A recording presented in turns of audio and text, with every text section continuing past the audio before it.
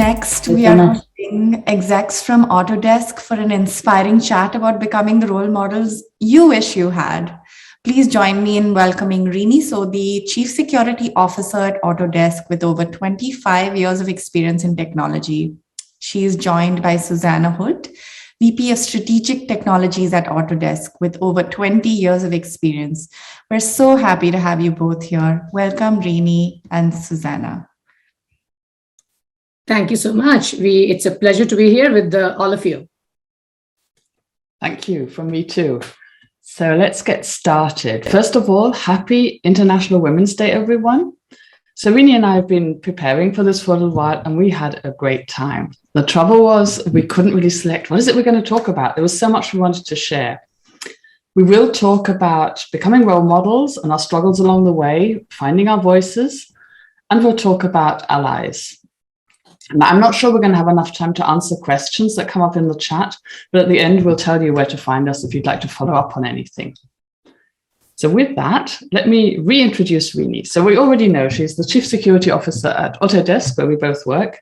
She's been here for over 5 years. Before that, she was leading a security engineering team at EMC, who are now part of Dell. She's also on the board of a cybersecurity company called Rapid7. And in the distant past, she did product management. But what Rini is passionate about, and what I see when I interact with her, is her building teams that solve complicated and complex problems, but that do so in a pragmatic way. And that's what we need from security, isn't it? Thank you so much, Susanna. And again, let me also wish everyone a super awesome International Women's Day. Great to be here. It's a tough act to follow, Susanna, from the last talk to this. So we better bring our game on here. But it was very inspiring to hear Meena and Claire talk. And before we begin, I would love to introduce Susanna to all of you. She is, as we heard, she's the Vice President of Strategic Technologies at Autodesk. She's been with Autodesk for, I think, over 10 years now, has led multiple engineering and product teams in different roles, working in Europe in the past and now in the United States. One interesting fact about Susanna is she has a background in mathematics. And an even more interesting fact, I'm sorry I'm picking this one over the background in mathematics, Susanna, is the fact that she was an international rowing champion, which means that she's not only competitive, but knows how to win and sometimes uses awesome sports analogies at work, which I completely, totally love. I appreciate. So Susanna, let's get the ball rolling. And I'm going to throw the first question over to you. So this is a chat. So this is going to be back and forth between us. There's no moderator. So it's you and I here. But I'm going to start with your experience of meeting me for the first time, as I think there is a story in there which will help people understand our working relationship a little bit better. Why does it matter in the context of today's conversation? So would love to hear from you first. Thank you, Rini. And you're right, there is a story there. It's a story that formed me as a person, as a leader, and our relationship, I'm going to say. So here's what happened. I joined a new team, new role, new responsibility, all very exciting, a little bit intimidating too. And Rini was on that team. And we had a staff meeting and we were talking about my first all hands.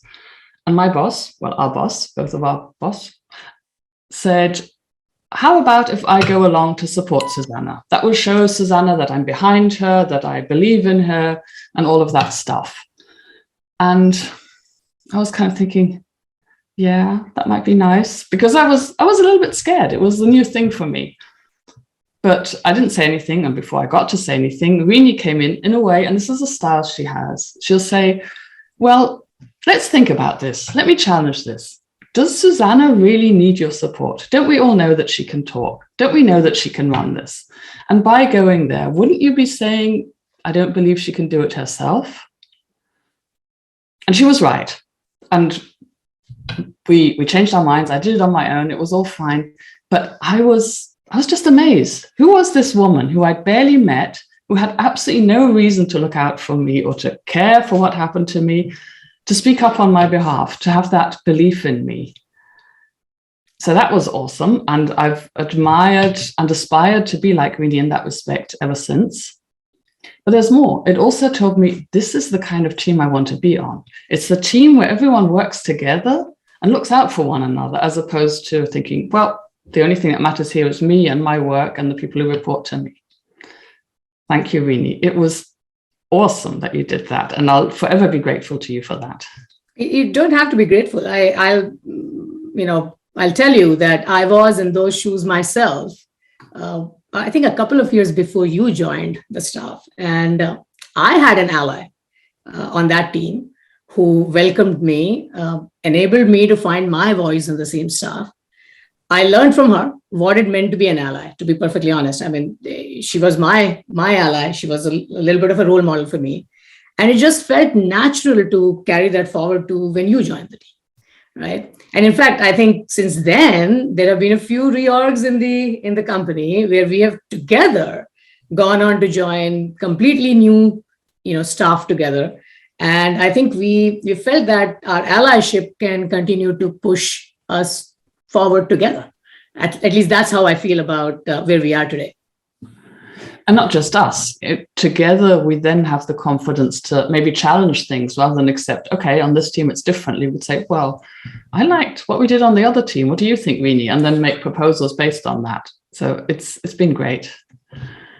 Awesome. And the whole thing has continued. As Rini and I have been lucky enough to continue to work together, we've continued to look out for one another and to push, don't we, Rini? Absolutely. We've continued to do that. I think I have a very, I call it a trusting relationship with you, right? We call each other out when we are not at our best. So for me, that definitely comes into being an ally.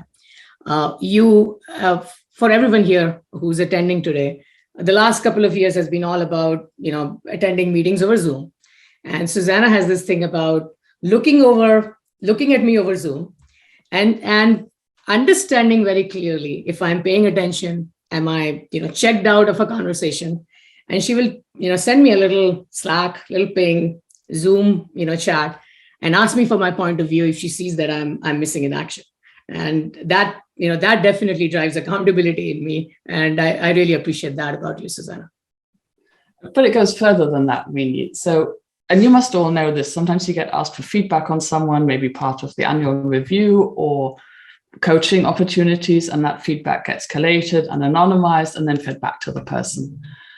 And at some point, I'd had enough of that. It felt to me, if I was going to make the trouble to think about what's awesome about Rini and where I would love to see her develop, why bother with someone else and going through someone else is going to anonymize it? So I tiptoed into it very carefully and gave Rini a little bit of feedback, and she embraced it. And now that's become part of our relationship, that we look out for one another. And the growth that I get out of that, it really exceeds other forms of growth because it has this trusted relationship and the honesty. And I know, and I knew from day one, Rini's looking out for me. She has my best interests at heart.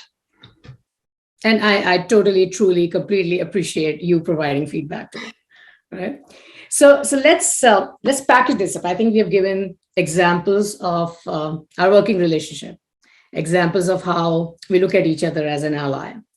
And so let's package it up on what does being an ally really mean? And I can start. You can definitely add your own understanding, your definition of what an ally is. So to me personally, an ally gives me space and a voice. I look at an ally as someone who can help create conditions that, give me the courage to go and take on the unknown sometimes, right? Someone who is an advocate for me, doesn't support me blindly. And that's why I keep bringing back, the examples I've given earlier about when you see me being checked out, you will push me, you'll nudge me, you'll drive some accountability for me. And really an ally for me personally is someone who brings out the best version of me, right? And while I'm talking about this, I also want to contrast that a little bit with what does not being an ally look like? Right? Because we are focusing a lot on what does, being an ally look like. So let's do that little contrast and compare. And I'll drive home this point with another example. And this was, and you'll realize, the audience is going to realize, we'll come up with examples of meetings. We attend way too many meetings, right? And this was yet another meeting where I remember being part of a heated debate. And I was on the receiving end of the heated debate. And I think somewhere along the line, there was a moment there where I stopped myself from participating and was collecting my thoughts, trying to figure out, hey, how best to respond. And I remember one of my colleagues decided that he needed to step in and protect me. And he actually said that, hey, I'm here to defend Rini. And I had to politely ask him not to do it, because all I was doing was taking some time to reflect on what I wanted to say. And I really didn't need protection or didn't need anyone to come and defend me. So that's the other contrast that I'm going to bring up, and would love to hear how you think of what's an ally. Yeah, that is such a good point. And I'm going to pick up on this, what is not an ally thing first, before I go to what is an ally, because I had a similar but different experience that's on my mind here. Also, a staff meeting, heated debate, lots of people talking, nobody really listening, and I wasn't doing any talking either. And then someone stood up and said, we haven't heard anything from the women yet. Well, woman, there was only me in the room. And I was so angry. I was angry kind of for the same reasons as Rini. I wasn't looking for a knight in shining armor. I was not talking because there was no point. No one was listening. At least that was my take on the whole situation. And the sad thing about it, he was really trying. He was trying to do something good and right by me, but that wasn't the right thing for me at that time. And it has led me to understand that I'm not looking for an ally to rescue me.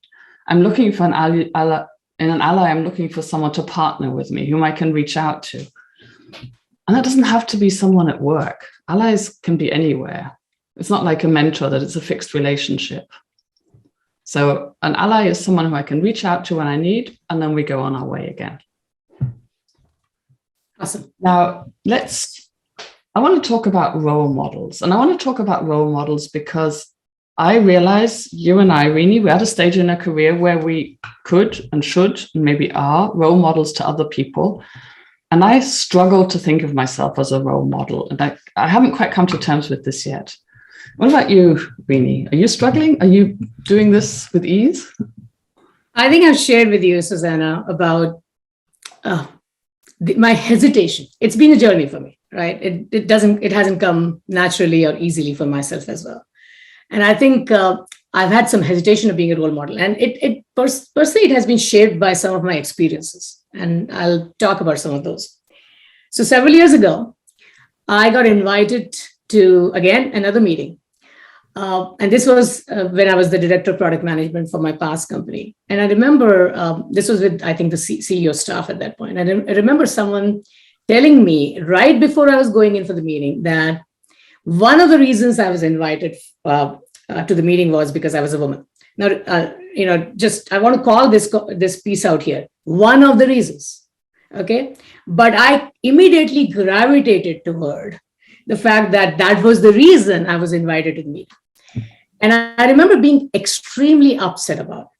And I'll be honest with you, I just wasn't the best version of myself at that meeting. I just did not bring my best out. And after that, I've had several years of lots of introspection about it. And I realized that I could have used that platform to prove that I actually deserved a seat at that table. But I decided not to use that opportunity, like my loss.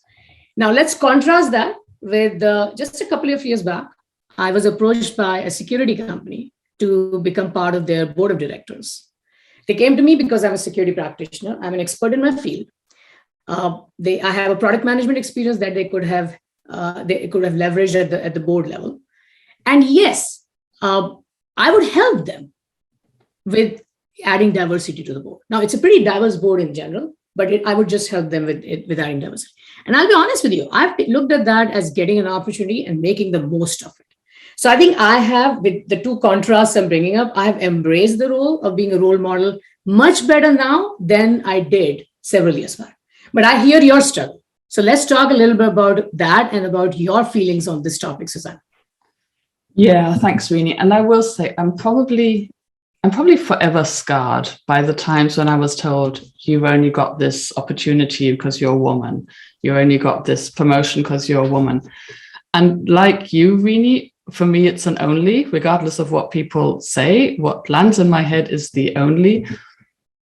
And it leads to a form of imposter syndrome, makes me feel I didn't deserve it. But if I just sit on this imposter syndrome, I'm being lazy. And I don't want to be lazy, right? I want to manage this activity actively, like you do, Rini, and I'm on the path to it. And I want to do it because we're kind of out of appreciation for the women who came before us, because they had much more difficult things to deal with than we do. And out of a sense of responsibility and care for the women who come after us, for whom it will be a little bit easier. And yeah, have a responsibility to deal with this and to work through it. And I want to, and I'm proud of trying. I'll get there. You will. It's a journey for all of us, right? It's, my experience and my contrast doesn't mean that I don't get self-doubts, right? So we have talked about allyship. We have talked about our experiences. And I would love for us to give a couple of messages that we can leave this audience with, right? And I'll start, and you will absolutely, I know, build on top of that. So my 2 messages, I'll be honest about. I don't have one, I have 2. But number 1 for me is, don't get in your own way. Like I did, right? Don't get in your own way in the past. I'm a woman, I shouldn't get a seat because of my gender, my race, etc. All of these are meaningless.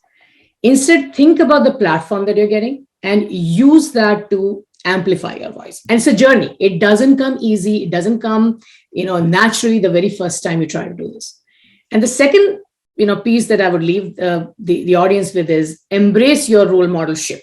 Don't be reluctant, hesitant. When you have self-doubt, I'll link it back to having allies. Go to them, walk through your self-doubts with them. Those allies, as you mentioned very clearly, right, don't have to be at work, having an ally at home with your partner, spouse, friend. Recognize and use those allies to become the best version of yourself. So that would be the 2 messages. And let's hear from you, Susanna. The good news is I don't actually have an additional message. I'm just going to build on what you said, Rini. And for me, I articulate it differently. Like I just said, I'm always going to live with that voice on my shoulder, wondering whether I really should be here or whether I'm only here for reasons that I don't like. But I'm going to embrace that. That's part of my growth. It's part of who I am, and I'm going to own it. And one of the ways in which I own it is I know what situations are going to be difficult for me. I know what gets me down and what makes that voice on my shoulder start shouting at me. But I can preempt that. I can go and find that ally. If I know this is going to be a difficult situation, maybe I line up a one-to-one with Rini immediately afterwards, and she can talk me off the ledge, or my husband, whoever is available to that. Awesome. I'm always here for you, Susanna. So whenever you need me. I know we've come to the end of our conversation. I really sincerely hope that the audience has enjoyed our talk, our little fireside chat, and it was thought-provoking for you. We have thoroughly enjoyed being here with you. And I know we have not been able to get to questions today, but Susanna, let's talk about how people can connect with us. Yes. So first of all, thank you from me too for your interest. Thank you, Rini, for doing this with me. We are both on LinkedIn. Reach out to us if you'd like to engage, and we hope that you will. And then we can start a conversation there. Thank you. Have a wonderful rest of your day and rest of the conference. Thank you, Rini and Susanna, for joining us. That was so transparent and inspiring to hear you candidly share authentically about overcoming some of your thoughts and being a role model.